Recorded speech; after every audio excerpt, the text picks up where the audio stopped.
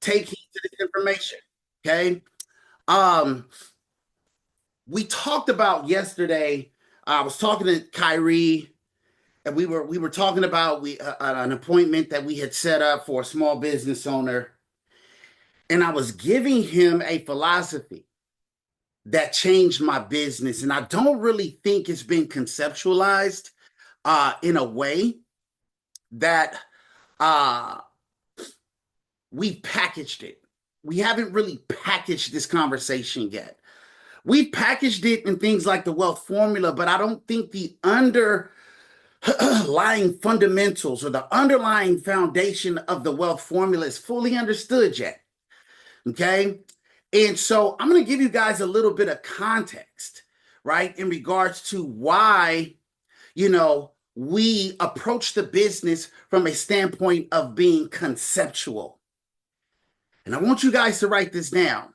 Okay. I want you guys to write this. Literally, I want you guys to write conceptual. Okay. Just write the word conceptual on your pen and pad real quick.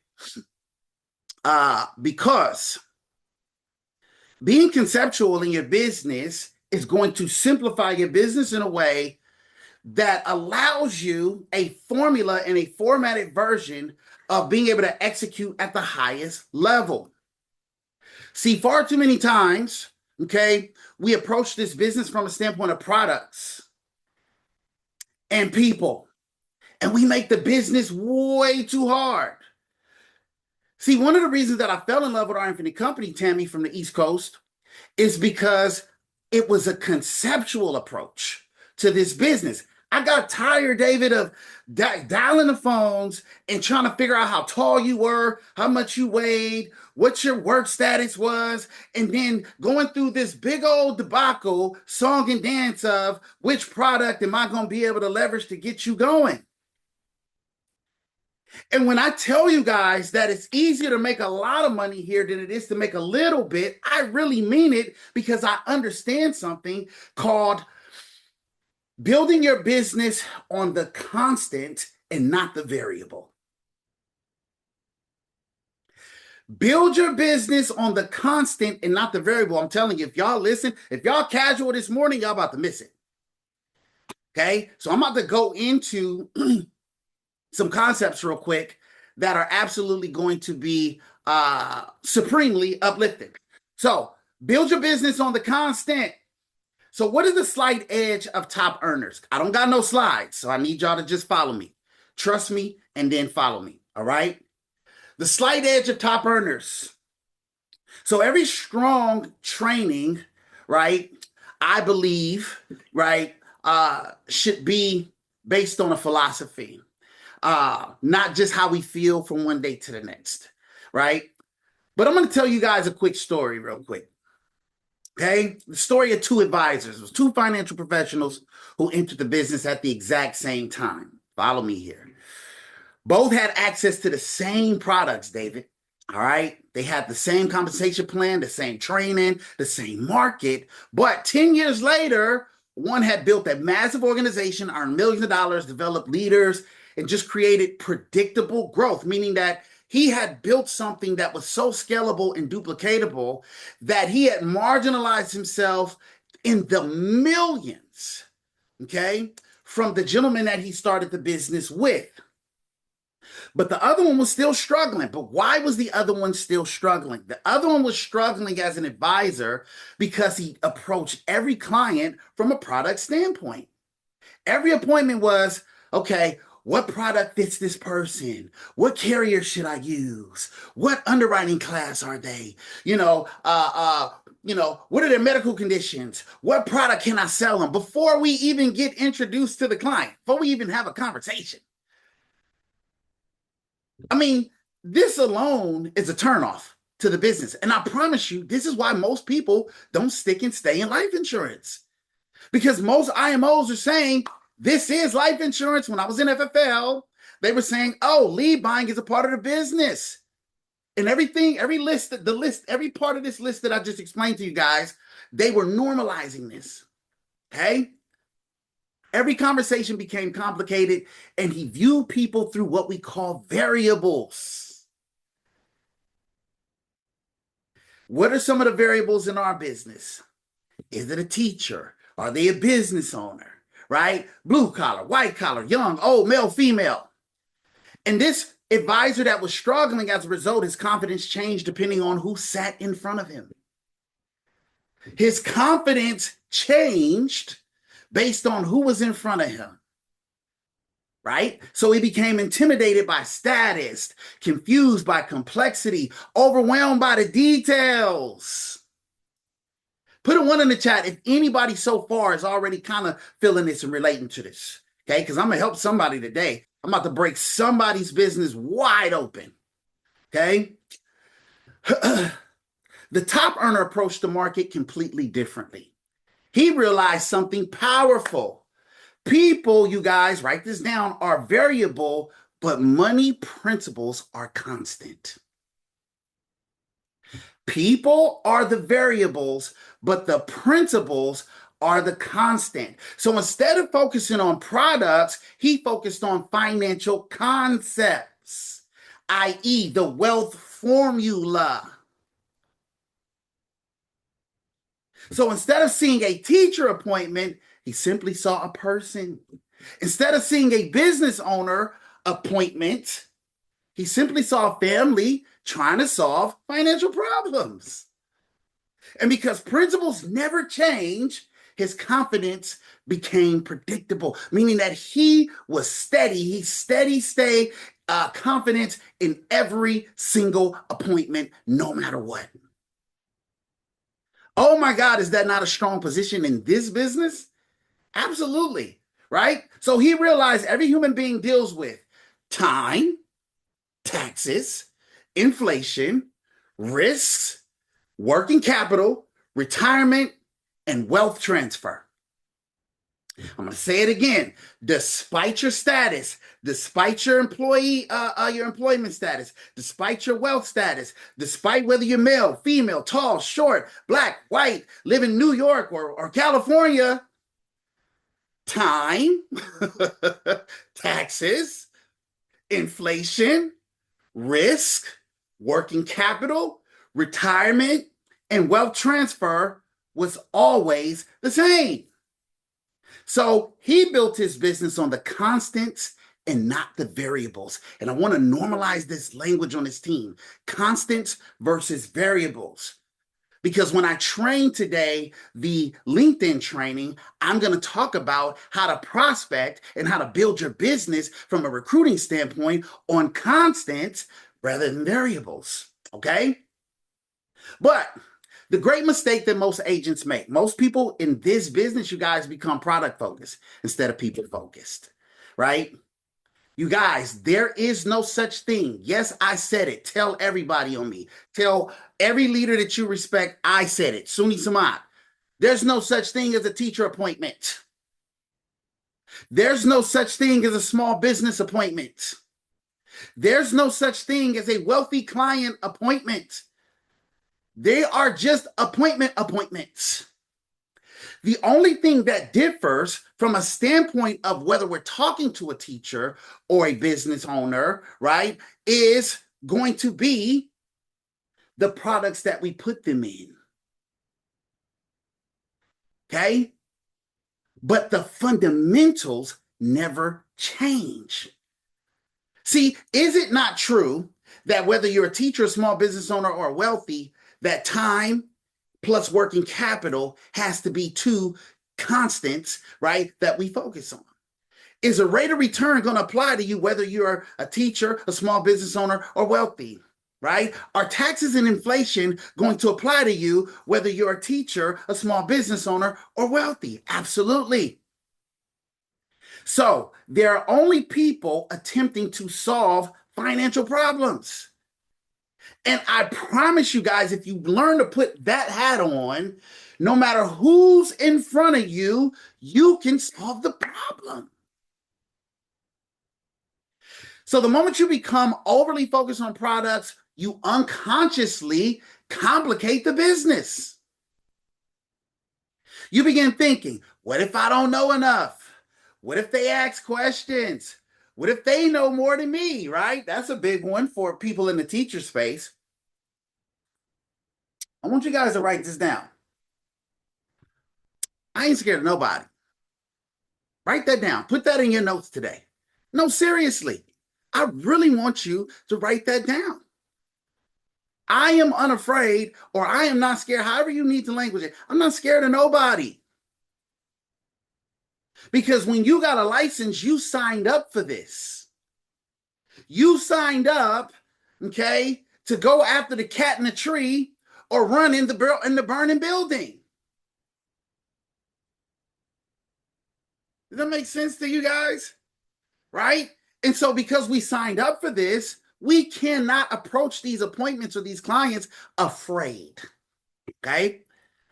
Now, are we going to be afraid? Yes. But what I'm telling you is, right, walk through it. Because that's where the growth is. Okay? So, fear enters the process because confidence is tied to the variables, you guys. But top earners avoid this trap. They do not build their business on the variables. They build their business on the constants. All right, so we talked about the variables: gender, physical makeup, health, age, profession, employment status, income level. Okay, these matter from a product standpoint, but they should never control your confidence. Because if your confidence changes with every client, your business becomes unpredictable. Complexity increases, fear increases, outcomes become inconsistent. The constants, again, no matter who the client is: time, working capital, rate of return, inflation, taxes, period. These are the underlying fundamentals of how money works. For example, a 25-year-old deals with inflation, a 65-year-old deals with inflation. A teacher deals with taxes, a business owner deals with taxes. A doctor deals with time, a laborer deals with time. A constant affects everybody. How many of you guys have ever heard of a gentleman by the name of Doug Andrews? Show of hands. One in the chat. Anybody ever heard of Doug Andrews? Right? Yes, sir. Marlena, you heard of him? Okay. Mr. Taylor said, I ain't scared. That is so funny. So Doug Andrews has this philosophy in this format, okay, called the laser fund concept. Okay. And laser is an acronym, and it is compatible with the wealth formula. If you guys think about it, I'm going to share it with you if you've never heard about it before, right? So laser is an acronym. All right. So what Doug Andrews created was a framework called the Laser Fund, not merely to explain products. This dude has made over $1 billion in this industry. Billion with a B. Focused on concepts. And this is all he uses. So I'm going to share something with you guys real quick. So the Laser Fund concept is an acronym. The L stands for liquidity. Liquidity. The A stands for accessibility. Accessibility. The S stands for safety. The E stands for earning potential. And the R stands for rate of return. And then he later revised it and said laser plus. The plus is actually a T that stands for taxes. Okay? Now, what's so awesome about this is you can literally have a what did Marlena so eloquently called it, a paper napkin presentation. What did you call it, Marlena? A napkin presentation. Napkin presentation, yes. Napkin presentation. I will do that again Tuesday, guys. Let's go. Right? Tuesday. Napkin presentation. Okay, Yeah. Napkin presentation. But why is this so powerful for like a napkin presentation? Right? Because any product that we put a client in should favor our client under these fundamentals. So liquidity.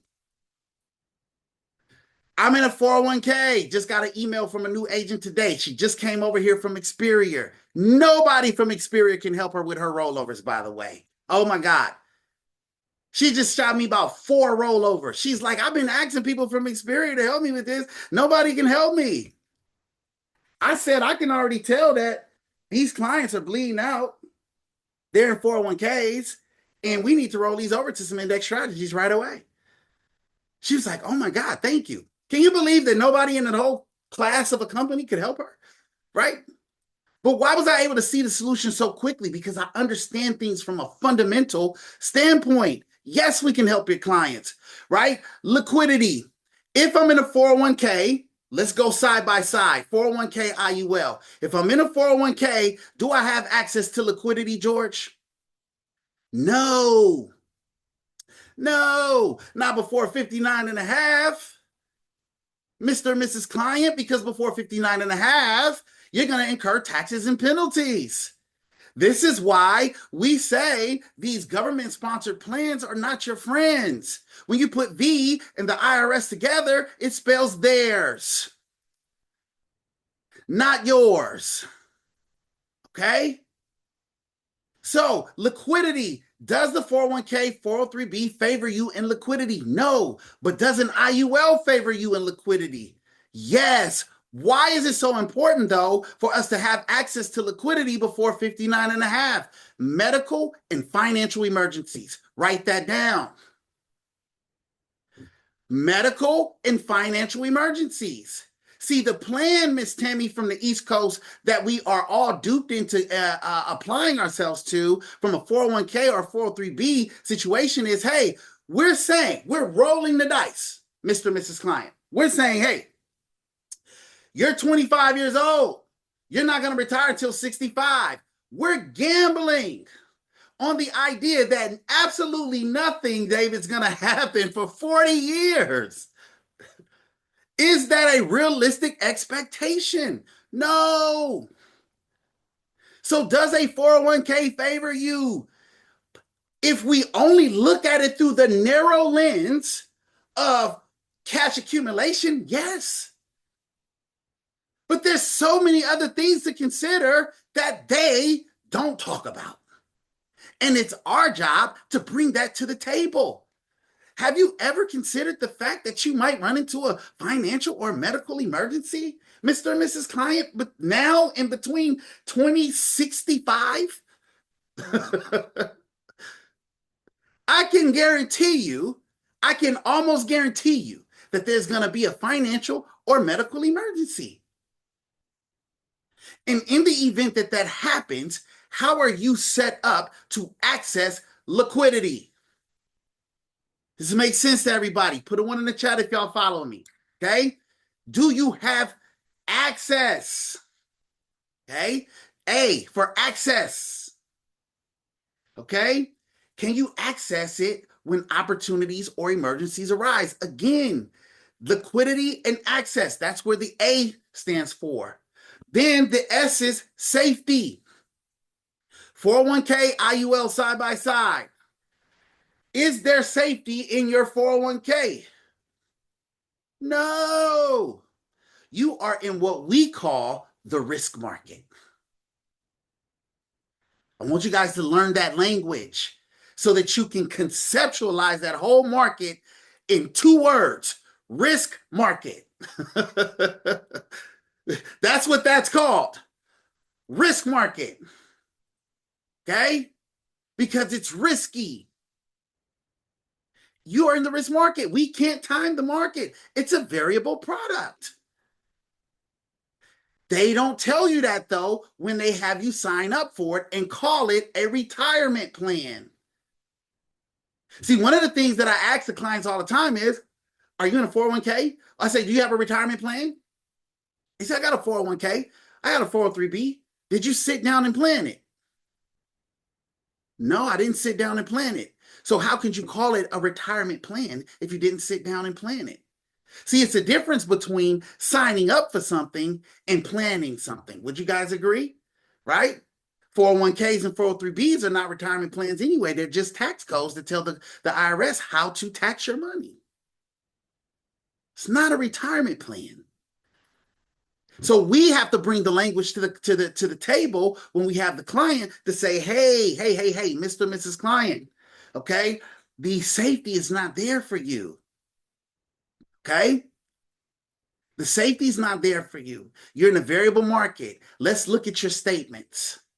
On our next appointment, I want you to bring your statements to the table. And let's look at the last quarter, not the last month.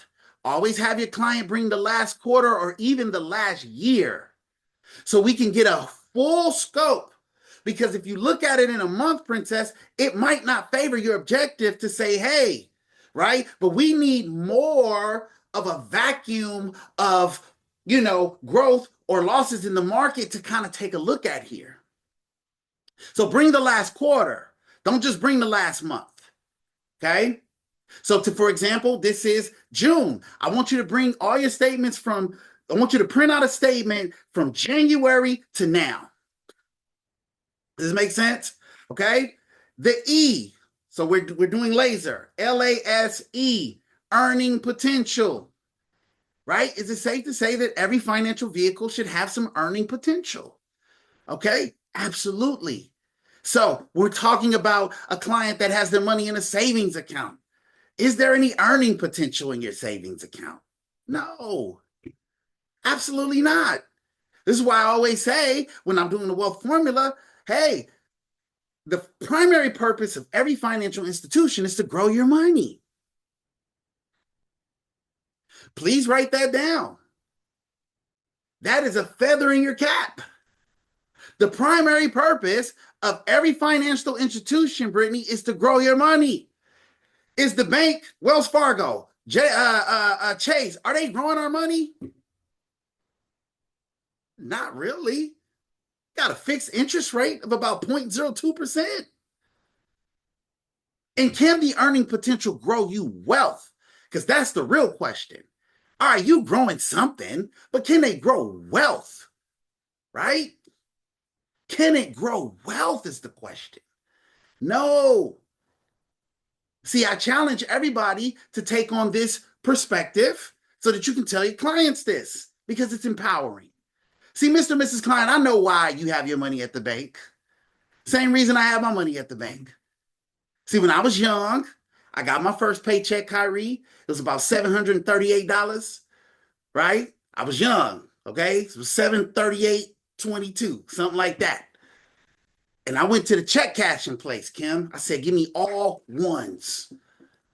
And I put a 20 on the top. And I was walking around like I had cake. I had a knot. I was, y'all need something? I'm stopping at everybody's house. You good? You good, auntie? You good, moms? Right? Y'all good? Let me know if y'all need something with my $738. Right? Hey, I was young.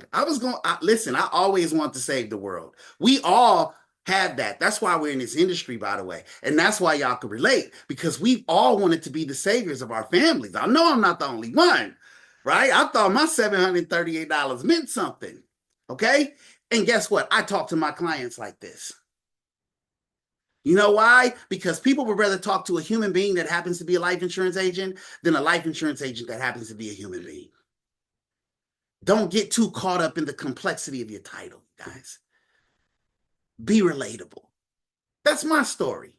I can't change my story, but I'm proud of it, right? Because it got me here. But Mr. and Mrs. Client, the reason that I got a bank account was because my mom said, hey, what are you doing? Why are you riding around with all this money? Why are you going to a check cashing place? Do you know that they taking like 20% of your money? Go get a checking and a savings account. And that's the reason why most people have a checking and a savings account. Because somebody that they respected said, go get a checking and a savings account. But what they didn't tell us, you guys, was the primary purpose of every financial institution is to grow your money. So do we have earning potential in the banks? Absolutely not. Okay? So there's the E. All right? And then the R is rate of return. Okay? Rate of return. Do I have a favorable rate of return on my money? So this is the laser formula. So when you look at it side by side from a standpoint of a IUL versus a 401k, or an IUL versus just a regular savings account in a CD perhaps, right? When I was working at the bank, I think Wells Fargo offered about 2.8% interest on their CDs. And then we would hike it up, every year, right, Hans? When you was at Coldwell, right? I think it was Coldwell Bank you were at, right? Citibank. Citibank, right? Every year we would do these promotions, and then we up the interest rate for that month because we wanted clients. Right? It'd be like, hey, we offering a 4% interest rate on all our CDs, and we get people to come in, but that next month, that thing dropped right back down to a fixed 2.8. But we solved and checked the box of getting more clients. Does this kind of make sense? So then the plus is the taxation of your money. Does the growth of your money in the 401k favor you from a tax standpoint versus the IUL? No. Tax deferred means higher taxation later. That's all it means. You're sending unnecessary money to the tax slaughterhouse later. One of the questions that we love to ask in the wealth formula is, are taxes more prone to increase or decrease? It's a cool question to ask your client because then they get to answer it themselves. Mr. and Mrs. Klein, let me ask you a quick question. Are taxes more prone to increase or decrease? See, when they answer it out of their own mouth, oh my God, it's a wrap. Increase, right. Hey, David's fiance. Yes, more prone to increase, right? So, Mr. and Mrs. Client, is it safe to say that this may not be the best tax situation or tax environment for your money? Yes, but the IUL is what we call tax advantage. See, something very special happens when you put $1 under the umbrella of a life insurance product, right? It turns a pre-tax dollar into a post-tax dollar right away. So now your distributions later are going to be tax-free. And the name of the wealth game is to pay today's taxes on tomorrow's distributions. See, some of us can't really conceptualize that because we're not working with millions of dollars yet. But let me ask you guys this. 30% taxes on $1 million, that's a pretty penny. It's like 300,000. 100,000. Yep. Right? Most of us, we really ain't felt that kind of a sting because we worked in the W-2 space for a while, 70,000 a year, 80,000 a year, 30% on a, don't really feel like nothing. But if I'm talking to people from a wealth growing standpoint, and I plan on growing you millions of dollars by 65, it's very important that we put your money in a favorable tax situation. Okay, so you guys see what I'm talking about from a conceptual standpoint? You all are sold. You are all my clients. I have not talked about products. I have not talked about, term or whole life. I have not talked about none of that stuff that people dupe us into talking about when we don't learn to approach this from a conceptual standpoint. We focus on the constants and not the variables. That's why to Sunni Samad, okay, there'll never be a such thing as a teacher appointment. And I'm sorry if that offends anybody. I don't mean to be offensive. I only mean to set y'all free. Because even if a concept is intimidating you, it's my job to diminish the concept and set you free because I bully bullies, even if they concepts. 10 principles of a top earner, then we're going to open it up. Top earners lead with concepts, not products. Number one, products support the message. They are not the message. Concepts support the message, but they are not the message. Number two, confidence comes from simplicity, you guys. Top earners look to subtract and not add. When you give me something simple, I stick with it. Did you know that in the early 2000, like 2009, 2010-ish, all of these major corporations started to specialize, Princess. You know what specialization did? It simplified their products, and it increased all their money. Anybody ever heard of Wingstop? All they sell is chicken. They don't sell burgers. They sell fries, right? But they don't got a complex menu. It's chicken. Do you want it buffalo? Do you want it regular? Do you want it like this? Lemon pepper? Do you want it like that? Right? Garlic parmesan, but it's just chicken. They simplified and scaled. Anybody ever heard of Chick-fil-A? Right? They simplified and scaled. Raising Cane's, right? We can go down the chicken list on and on and on and on, right? Why do you guys think In-N-Out is so popping? In-N-Out, simple. The name is catering to simplicity. In-N-Out, they don't talk about burgers in the title. The title caters to the simplicity of their model. I'm gonna get you In-N-Out. As I used to say, like a robbery. In-N-Out. Okay? But all they sell is burgers. Double, animal style, single, whatever you want, right? But it's simple. Burger, fries, shake. Burger, fries, soda. They don't have a complex menu. So, from a standpoint of your business, okay, simplicity is conceptual. The simplicity is in the conceptual approach. You guys, there are always going to be a plethora of products. If you go on National Life Group's website right now, Mutual of Omaha, Nationwide, they're always introducing a new product.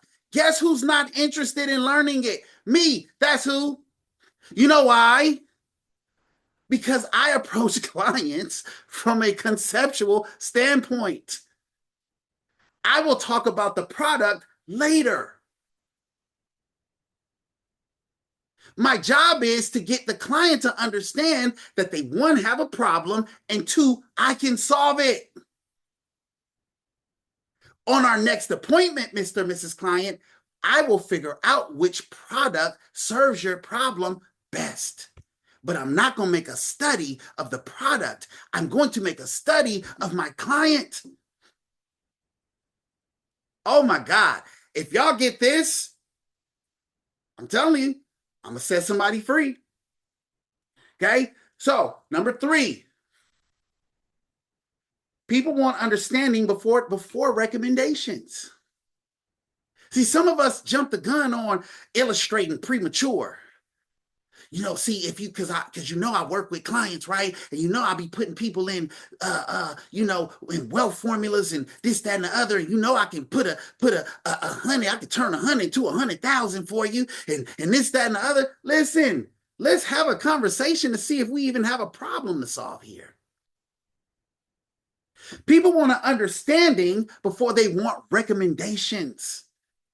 What is the understanding? The understanding is, hey, let's discover your pain point. Why are you even having this conversation with me in the first place? What did you intend to get from today's appointment? Right? It's like if I sit down in my barber's chair, my barber not just going to throw red dye in my hair and try to give me a low taper. Hey, Mr. Samad, what's going on, sir? How's the family? How's everybody doing? Good stuff. What brings you in today?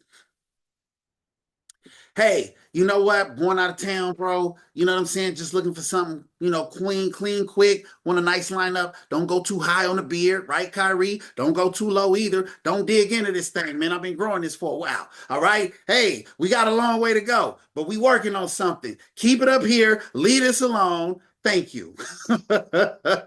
Right? I got you. We give the professional the problem to solve. The client's going to give you the problem to solve.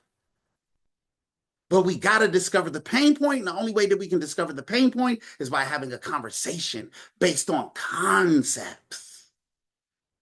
Okay? Does your money, do the vehicles that you're in right now favor you in liquidity, access, right?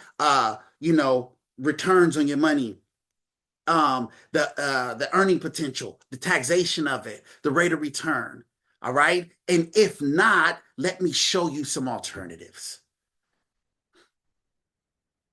Then we get agreeable and the client sells themselves. The client says, ooh, ooh, ooh, I want that one. Can you do one for my wife? Can you do one for my kids? I got some other recommendations for you. Number 4, financial principles apply to everybody. Financial principles apply to everyone. Time, taxes, inflation, risk affect every human being. Okay? This is why we say if you won't talk to everybody, you won't talk to anybody. Because everybody needs what we have to offer.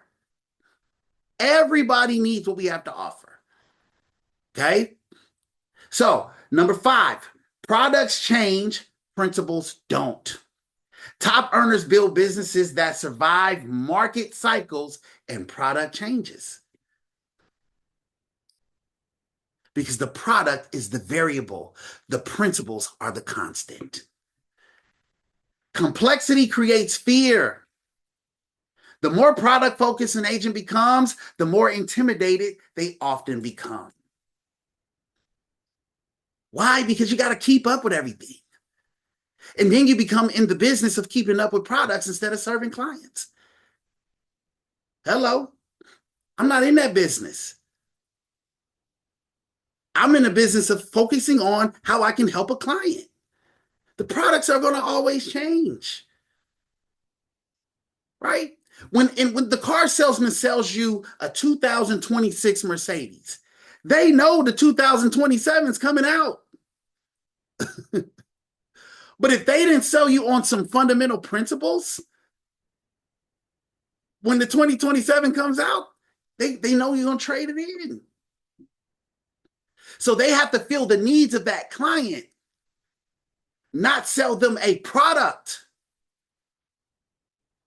I hope this is landing for you guys. I hope this is landing, right? 7, great advisors diagnose before they prescribe. Okay, understand the person before discussing the product. Number 8, okay, the best communicators simplify. The best communicators simplify. Do you know why you pick up the phone for some people versus other people? Based on how well they can simplify the conversation. True story. You look at your phone when some people call and be like, I'm going to call him back. I'm going to call her back. Right? But when other people call Kim, right, you be like, oh, hey, sis, what's up? Because they know how to bottom line that thing. Get to it. Right? Come on, 5 minutes. I need you to get it out. Right? Simplicity is a great skill for great communicators. All right. Number 9, top earners build trust before transactions. And number 10, build on the constant, you guys, and not the variable. Variables make the business emotional. Constants make the business predictable. All right. The moment you stop seeing teachers, doctors, business owners, wealthy people, blue collar people, and simply begin seeing people, your confidence changes, your posture changes, your communication changes, your outcomes change.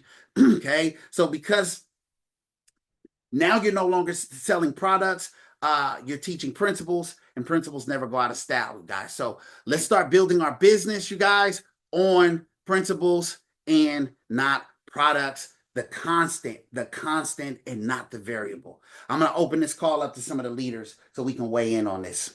Okay, I'm the leader, but it hasn't caught up with me yet. But I'm a white boy, but I'm gonna quote: "Free at last, free at last. Thank God Almighty, I am free at last." Yes, sir, brother. Yes, sir. Yes, you are. Let's go. Anybody else? Let's chime in on this. I want to hear from you guys. Sorry, Mr. Samal. What was number 6? I missed that point. Number 6 was, let me get this for you, brother. Complexity creates fear. Okay. Complexity creates fear, right? The Number more 7. complex something is, the more intimidating it feels. The simpler something is, right? The more confident you can be, right? We can go back to the McDonald's or the franchising, concepts. Hey, number 1, 2, 3, 4, 5, or 6. Yeah. Conglomerate businesses are in the business of simplicity.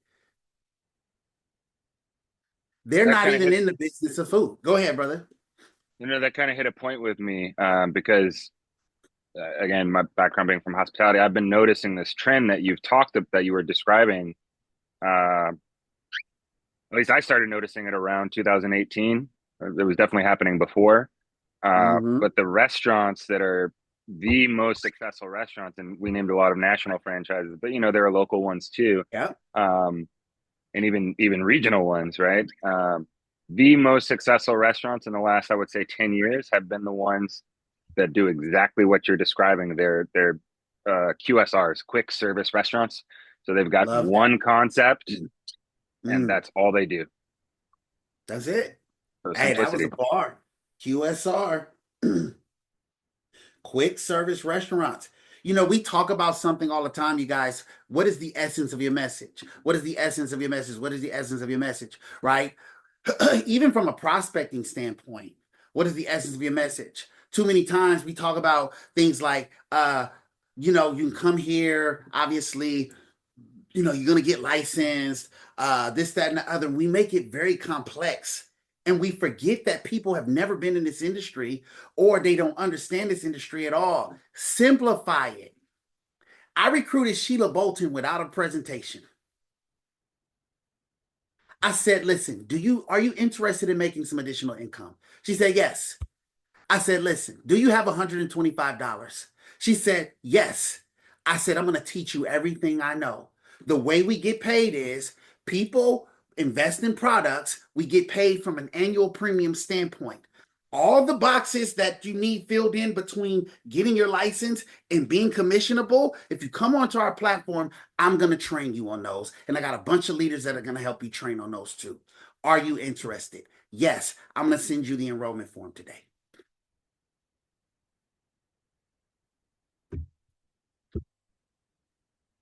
Simplicity. Me and Betty Hall did a review the other day. Her niece, right? We're doing the annual review. Obviously, she needs more income, right? What are you doing for more income? Do you have another job idea in mind, things of the nature? I was thinking about it. I'm in the job market right now. Have you ever thought about financial services? Like what you guys do? Exactly. You know what? I have thought about that. Do you have $125? Straight up. Yes, I got $125. Listen, it costs $125 to join our platform. I'm going to teach you everything I know. The way that we get paid is on commissions. It's a 1099, meaning that you eat what you kill. So between that space and you getting licensed, we got a platform that's going to train you and teach you. It's kind of like going to school. If you go to school and say, I want a degree in business, right? There's a 4-year gap there, okay? Or 4 to 6 year gap, but you trust that you're going to learn everything you need to know from the day that you enroll, from the day you graduate, right? Yes, it's the same thing here. I'm going to send you the enrollment form. She's joining when? Tomorrow, Betty? Right? Yeah. Simplicity. Simplicity. I'm going to open it back up. I just wanted to kind of expound on that. Could you hit number 7, please? I didn't get that one. Number 7 Great was advisors. great advisors diagnose before they prescribe, like a great doctor, right? Okay. I'm not going to prescribe you medicine before I diagnose the problem, right? And that's what our F&A does, right? Yeah, I just want to Anybody chime else? in and say, I know I just spoke, but All good, brother. I'm definitely guilty of this. So this speaks to me, and it's something that I've been working on progressively, I would say over the, even before I joined OIC, since I started in this, down this path. Um, from my perspective, I'm very interested and curious about things. I want to look under the hood. And so I always run the risk of over explaining things to people, because I find I find interest in all those details. Um, but I've learned to recognize it, like when people's eyes start glossing over.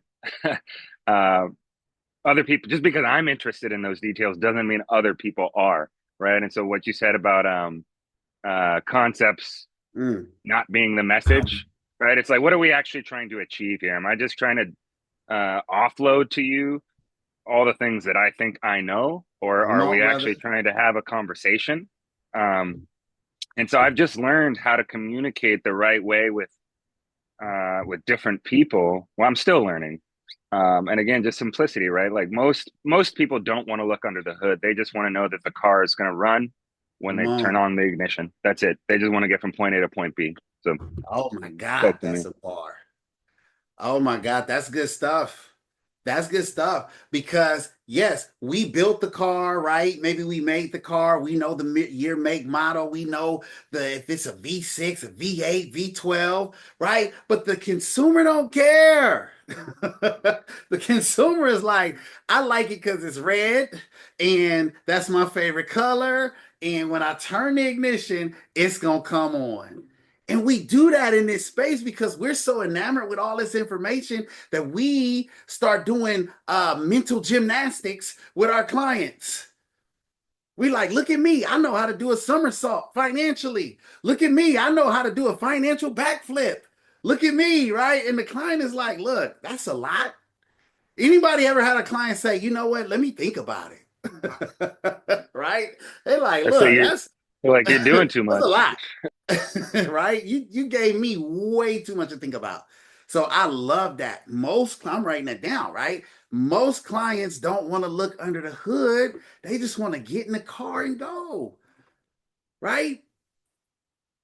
They just want to get in the car and go. That's beautiful. I'm happy too, David, that you are self conviction is there, right? And you're admitting that, like, hey, I'm guilty of this too, right? But guess what, bro? We all are, and if we're not, still we were at some point, right?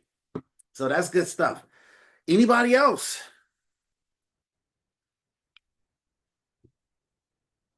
I'll Yeah. chime in a little bit. Come on, Uh, Kyrie. I'll chime in. Yeah, like during that call yesterday with the business owner, like I was that person, right? I was like, all right, this is a little different for me. They're a business owner. Are they a single member LLC? Are they, they got employees, what they got, but you kind of really just simplified it for me, just saying that, hey, like this is the person. Let's see what he has going on, and let's see how we can solve his problems. So once you simplified that and pretty much, like you said, focused on the concept of it all, it kind of takes the fear and intimidation factor out of your mind because now you look at everything from the same lens, right? So yeah, I think this is very helpful in like just changing your mindset in regards to who you visit with or who you speak to. Just find out the problem instead of focusing on the products before finding out that problem. So yeah. Absolutely, Kyrie, and kind of share with the team how that three-way went, right? Because you Yeah. leveraged me, third party, got me on the Yep. line with the business owner, and I saw your message, right? Yeah. Yeah. It's like, hey, this is a little different. I just want to approach Hmm. this a little differently because you guys, he's got a background in consulting, right, and advising, right? So he's very confident already in the client space. So Kyrie's already at a point where he's doing his own appointments, right? He's just referencing me for some of the things that he may or may not know. So when he brought this client to the table, there was that conversation, right? Of, Yeah. hey, is this kind of client? And I didn't even really respond to it as much as saying, hey, let's just get him on the line, and we'll Hmm. go from there, right? But how did it Yeah. go? How did that Yeah. actual Yeah. conversation? So I mean, really just leverage like a three-way system. I called him. Well, I called him. He didn't answer. He called me back. and we were just chatting. I was getting to know about him, who he was, like, what he does for his business, like on a daily routine, if he has kids, a family, like really just chopping it up with him from like a friendly standpoint. And then, I just told him, hey, I want to get my business partner on the call, just give you a little bit more insight of what we actually can do. Got you on the line, and you kind of just educated him on, well, pretty much found out what he wants, right? And why he even wants to entertain a call like this. And then, you know, told him some of the possibilities and then got him to the FNA. So, yeah, it really Mhm. was just an approach of like, Yeah, why are you even entertaining this? And let's see what we can do for you. That's really the name of the game. So, absolutely. And all I really said, right, Kyrie, was, we'll talk about, once we kind of get you in an appointment, we'll look at, what your goals are, right? What are your goals as a business owner? And show you different vehicles or options that favor you from a tax standpoint, from a liquidity standpoint, right? And long term, are you legacying this business? Are you selling this business? Things of that nature. We're gonna get to kind of know exactly what that looks like for you, and then we'll go from there in regards to some solutions. He was like, "Oh, simple enough. What do I need to bring to the mhm. appointment? Yeah, What do I need to yeah, bring to the appointment?" Right? Simple. All yeah. right. So, anybody else? I'll add something really quickly. I think what I'll keep it extremely simple with one of the main things that I wrote down, the principles stay constant, meaning that you can principally recruit a certain same way constantly. Yes, sir. You stay conceptually, and even how you connect with people, you don't need to hit them in the head when you first meet them. The principal concept is to stay within range. I think a lot of this applied to how I believe I've experienced the last 2, 3 weeks. I've learned that a lot more of my conversations are at the F&A level. I don't really got to hit you in the head. I got to find out what's going on with you first, and then I can diagnose how we're going to fix it.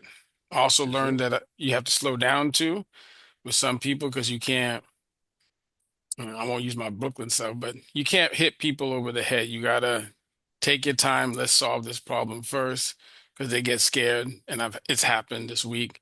And then we had an appointment today where the person I knew, I was like, hey, the last couple appointments, I've told everybody, hey, we're going to slow this train down, make sure that they're in agreement. And hey, by the way, the next time we meet, do me a favor, grab all these statements so we can review. And at Mhm. that point, we'll kind of show you what solutions we can put. I just want to make sure it's accurate. And even with meeting with people this week, I really realized like, hey, I don't need to be an advisor or an agent. I just need to meet you first. And then Mhm. let's get to know each other. Let's get each other laughing. We don't have to be at work right now for you to be my potential recruit or my potential client. I just got to get to know you, develop a relationship, and exchange phone numbers. And then now that we've connected, now we can, hey, by the way, I'm glad we connected when we were together. Just reaching out. One, you said something the last time we talked. I thought I would tell you what I do or what I introduce myself. So that way you don't need to make it complicated, basically. So I really like the idea because the variable is everybody in the conversation, or whether you're trying to recruit or trying to obtain a client or expand your business. We don't need to be product specialists per se. We should be product aware, but we could be, hey, if we principally are doing the same thing. There's a young lady that I reached out today this morning. She reached out to me at 7. We had a 7 a.m. She was a potential business partner. Mr. George can also tell you yesterday we had a conversation with somebody else too. It's like, hey, let's keep it natural here. We don't need to pull PowerPoints right now. What are we trying to Mhm. accomplish? What's going on in your situation? Why are we even talking? Yeah. So that way we don't have to be a formula. We just have to be constantly be ourselves and constantly be what we're trying to accomplish. And before you fit into my opportunity, is there a problem that you have that my opportunity can fix? Or is there a problem that you have in your financial life that my products can potentially fix. And that's where the value kind of comes into play. So that constant part was it makes it a lot easier. And the principal idea that you're saying, hey, what we're really talking about is time, taxes, inflation, working capital, risk, and retirement and wealth transfer. That's the idea. One of those things apply to those people. And once we identify it on the needs analysis, then we can say, hey, Bob, based on your tax problem, or hey, based on how you're growing your money, you're going to run into these situations. Let me show you how I can fix it. And then I can apply the solution essentially. Absolutely. And one of the things that I love about what Hans is saying is for a while, we've been intentionally transitioning even the teacher appointment conversation to a fundamental F&A. How do we open up every teacher appointment, no matter what state they're in, no matter what district that they're in, to keep it conceptual so that as we bring on more people, we can have a conceptual conversation that fits every teacher, no matter their state, no matter their, right, you know, TRS tier systems or things of that nature, right?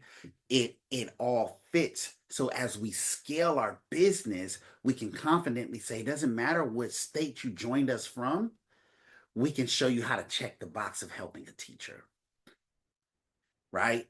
That's where we've been mentally, because where we were before, we were bottlenecked to location. Can we grow an empire bottlenecked to location? Absolutely not.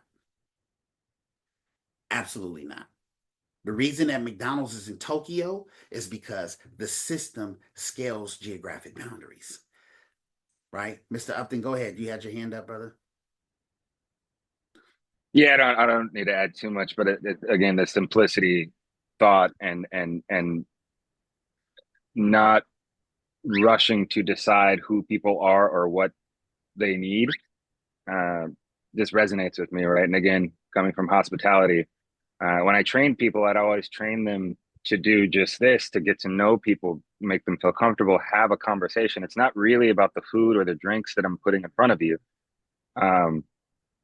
And also, if I literally don't know you, if you're just somebody coming in off the street and sitting down at my table, I would be wrong to come and tell you what you like. You know, That's right. I've got this. This is going to be good for you. No, my job is to get to know you and then go back to my menu. And from the conversation that we've had and that little bit of getting to know who you are and what your likes and dislikes are, then I can come back and say, well, from what we have, I think you might like this. Yeah. And then also, you know, like speaking to that confidence, right? That there's a level of confidence that someone has to achieve to be successful in that role as well, just as in this role. Because again, we're talking to strangers all day long. But I'll use just a short example, right? Like you always want to, I would train people to not decide what they thought people needed before they talk to them. Like using dessert as an example, right? Did you offer them dessert? No, I didn't, because they seemed like they were in a rush to me. Well, that's not your decision to make if they're in a rush. Come on, brother. You know, we need to talk to everyone and just get to know them. And I'm struggling a little bit with the metaphor, but you know, provide the information about, like, the conceptual information about what it is that we have to offer. My main point is just saying that we are wrong in both of those environments. We are wrong to make the assumptions about what people like or don't like or need or don't need, Yeah. without getting to know them. That's the mistake. Absolutely. Because at the end of the day, yeah, we are in the finance industry, but this is a service industry too. And sometimes we forget that this is a service industry, right? So, like you said, perfect analogy, I can't decide for my client. I can't decide for my customer. But when I get to know my customer, if I'm in the restaurant space, and let's say I'm talking to you and your fiance David, I get to know you guys. Oh my God, you guys are from Lodi, wine country. Are you guys into wines? Listen, we just got this red that came in, and we got a white. Are you guys Listen, I'm going to pour you guys a glass real quick. I'll be right back. Here's the menu, right? Service. You see what I'm saying? Getting to know you, building a rapport. Oh my God, yes, we'll take a. When I come back, how did you like the wine? Was it good? We just got that in. A lot of people like it. Then we talk about the menu. Then we talk about how I can serve, how I can check the box, right? Same stuff, bro. Same stuff.